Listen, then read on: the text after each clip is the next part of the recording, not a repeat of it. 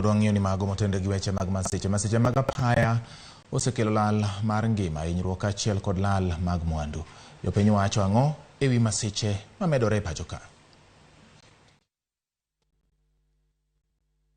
Waseneno ka ajali mang'eny timore ma piny maru pile nyaka wawini ji 8, ji 10 otho, ji 2 otho. Wakwayo ogandawa ma jo Kenya mondo mi ji odok kuom Nyasaye. Chalna ka gima ji oseweyo Nyasaye, ji odok lamo Satan. Ma chalo gima remb dhano chwir mang'eny kintie misengni moko ma itimo gi remb dhano.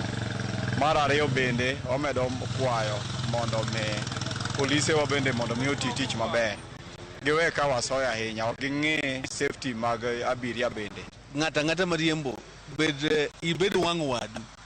Nikech drepegi gi overspeed mang'eny ma ok inyal konyo to gi overtaking. Kata gokinyi sani do ka ng'ato jagari overtake wadgi, ja Nissan, ja lori be overtake ja pikipiki, koro overtaking ng'eny serious mogwenyore.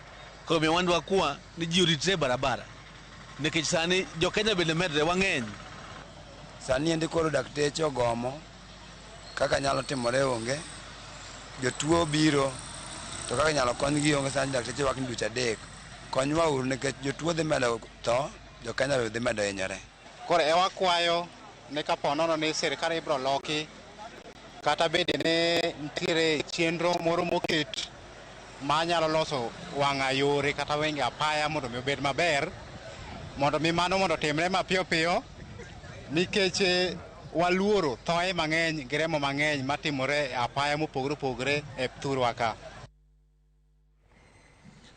Moko kuom jokanyo e sekta mar wuoth ogolo pachgi kaluwore kod